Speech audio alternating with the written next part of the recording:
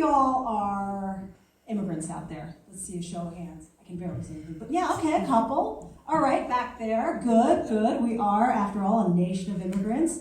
Immigrants are what makes this nation what it is, and my family's no exception. My parents came over here from Thailand in the 60s, with a suitcase and nothing but, $100 or so. So, yay for the immigrants. More recently than that, my 87-year-old mother-in-law recently immigrated over from Texas. We call it the Republic of Texas because it's kind of a state of mind. At 87, she wears hearing aids, and she sometimes uses a walker when she feels like it. Other than that, she's in great shape, great health, sharp as a tack, which is really awesome. We really like that. But still, there's some adjustment. When you're an immigrant, you're in a new land with new cultures and new people. Let me give an example. Recently, we went to UC Berkeley, to go see my daughter perform. And during the performance, she leans over me and she says, "Kesinee, why so many Asians?" And I'm looking around. I'm like, "Ma, you're Thai, right?" "Yes." "So you're Asian too?" And she's kind of quiet. I'm like, thinking like, the movie Wizard of Oz where Toto says, let me back up. She goes, "Yes," and she's totally quiet.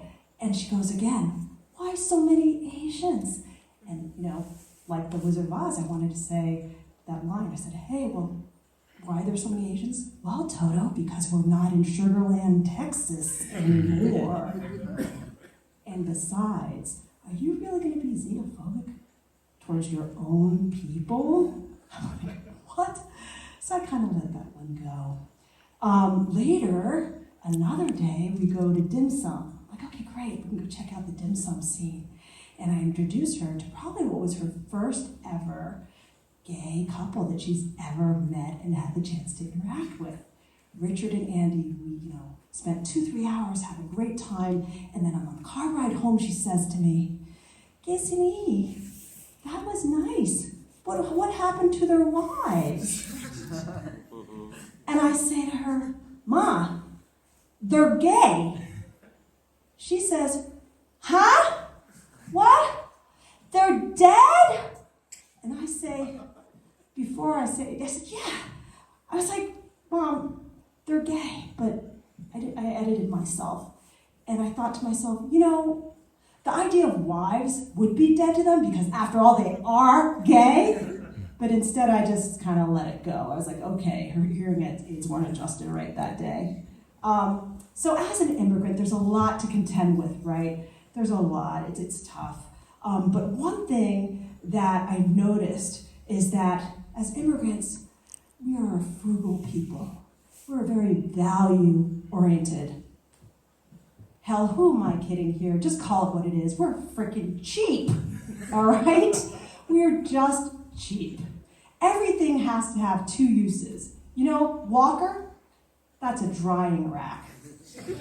Chair over there, footrest.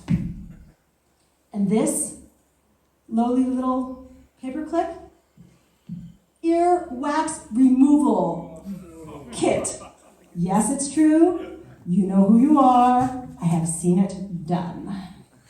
Yes, this is what happens when you are an immigrant or come from an immigrant family. So this trait is proudly passed on from generation to generation, and I've had the joy of seeing this in action with my very own husband, who's in the audience today. And, when he's too cheap to use our own water, so when that cold water immersion therapy stuff came out, he decided, that's too expensive. I'm going to go jump in the ocean instead with the sharks. This guy would rather fend off sharks than fend off that PG&E bill. Yeah, that's scarier to him. But like I said, when you're an immigrant, two uses for everything, right? It's not easy. It's not easy being an immigrant. And we have one more example for you, and that is one time he hurt his hand. You remember this, right, hon?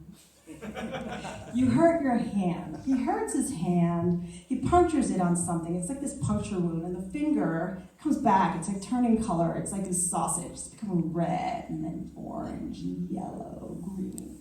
Starts getting like little black flecks on it. I think I called a friend who was a doctor, like, what do we do? And I'm like, hon, you gotta go see the doctor.